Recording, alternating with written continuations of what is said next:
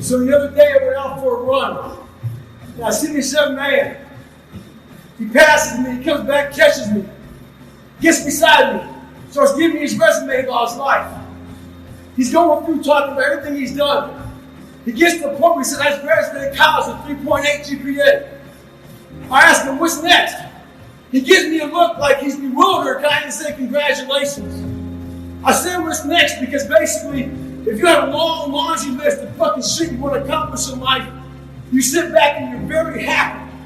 You sit back on your accomplishments and say, wow, it's like a nice warm blanket. When that thing is saying, man, I'm 43, I've done so much, you start to become civilized. The refrigerator gets full. You start making money and you start, I'm not getting cold anymore, I'm retired. At 40, people shouldn't be playing basketball or football or being in the middle. You start to believe this shit, and it becomes in your fucking mind like, there's people who are retiring, you know, at 40-something years old or 30-something years old. At 43, I'm still putting in 100-mile weeks, still doing thousands of pull-ups, thousands of push-ups, because I'm not allowing myself to become civilized. The worst thing that can happen to a man is become civilized. You lose that fucking fight. You lose that, why the fuck am I doing this shit? I'm good. You ain't good, man. You ain't never fucking arrived. And that's just my mentality. You may have more, but you never fucking arrived. You want to be uncommon amongst uncommon people. Period. Uncommon amongst uncommon people is one of the greatest ways to put it. That's it. Like if you're like, for me, what got me in trouble with the Navy SEALs is I wanted to be one so bad. So bad. I fought my ass off. And I saw them as uncommon people. Very uncommon. But once you become a Navy SEAL, you're all Navy SEALs, so guess what happens? You're fucking common again. I wanted to be uncommon amongst uncommon people. I wanted to be the guy, I don't care if you fucking like me, I don't care if you don't understand me, I didn't give a fuck. Once I went through this fucking journey, this path of life, you ain't got, there's a whole bunch of fucking guys that don't fucking like me. I don't give a fuck. I'm a warrior, period. There's a lot of guys that have been in a lot more combat than me. A warrior's not always that. A warrior's a motherfucker who says, hey, I'm here again today. I'm here again tomorrow. I'm gonna be here the next day. I'm 50 years old, I'm still fucking getting after it. It's a person that puts no fucking limit on what's possible. And that's what got me in trouble a lot. That's why I went to Ranger School as a SEAL. That's why I tried to go to Delta Force twice. You know, I've been through all these different training programs because I was looking for, in the military, what I saw is, in the training, these people get their ass handed to them. After they get out, a lot of them get civilized. I always wanted to go back into training. No matter where I was at, I wanted to go back to war. And the war was in that training program where you see guys who can quit, guys who are brutal, guys who are suffering, guys who are, so as a SEAL, you don't volunteer for Ranger School. I did. I put in 7 chits, got turned down, my 8th, got accepted. I went at 28, 29 years old. And they go, why did you go? Because I started becoming civilized. I started becoming complacent.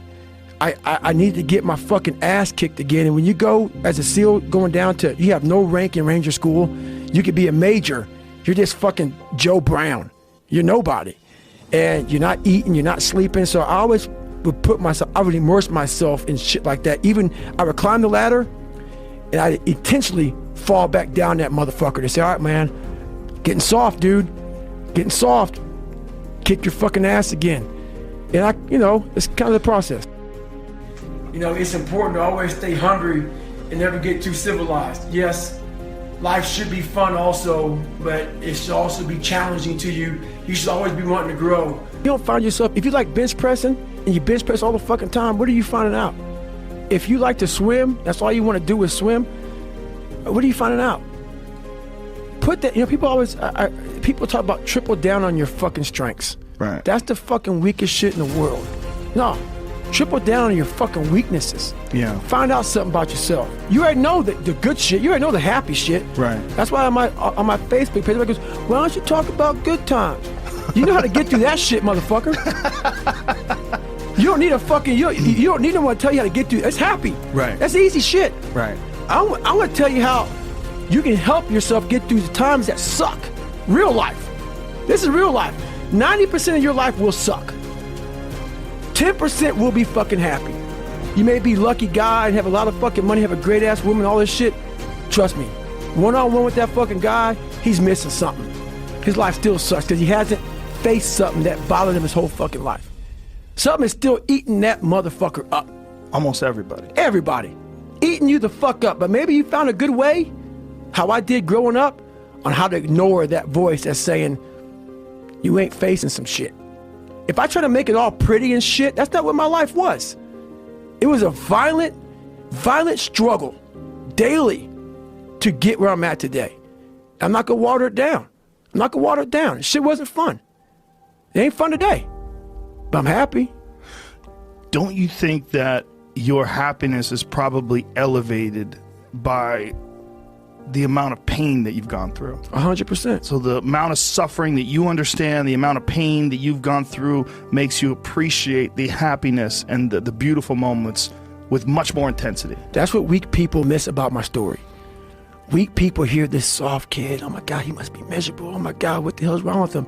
You're missing the fucking story. You're not listening to the story, man.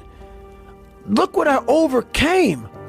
If that doesn't put some badge of honor tattooed in your fucking brain for the rest of your life, you can die today talking to Joe Rogan, you're missing the story, man. Am I happy? What the fuck do you think? Don't misunderstand the passion in which I speak for not being intensely happy. Happiest person in the world. But I'm not done. So I'm not gonna speak to you like, oh man, everything is great. No, I have a lot more shit to do. So I try hard to continue to grow that. I'm trying to break a record again. I'm trying to cross Death Valley as fast as possible, top of Mount Whitney. And I'm constantly trying to put goals in front of me, but the biggest thing is I'm trying to find more of myself. And the only way I can find more is to silence the world out as much as I can, because it's getting busier every day. It's getting faster. And the faster it gets, the more you are missing who the fuck you are. So I trap my own mind a lot and say, look, man, I put my phone away, I put shit away, and I go dark. I go dark a lot, and it's because I have to find out, I'm on a journey of life. And we all have a different journey. And I want to be in my fucking pine box, and I believe your spirit lives forever. It has to. It's too fucking powerful. No way in hell that thing just dies when you die. I want to be able to look back on my life when I'm all dead and be so fucking proud of myself forever. This is all temporary shit to me. I want to be forever proud of who I was as a man and change who I used to be. The liar, the insecure guy, the guy who can, whatever. I want to be proud. If I die now, if I die at 80, if I die at 90, 100, I want to look at myself and say, proud of myself. We look to our right, we look to our left, we're looking for help.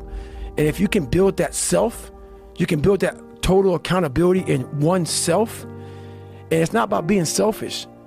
I'm trying to create a better me, so hopefully people who are hearing this are taking it the right way, can say, I can run a mile. It ain't about running 205 fucking miles, doing 4 hours, being in the city. It ain't about all that shit. Shit doesn't matter. I want you to see how fucking far you can go. And that's all it's about, yourself. And that's where it all comes from.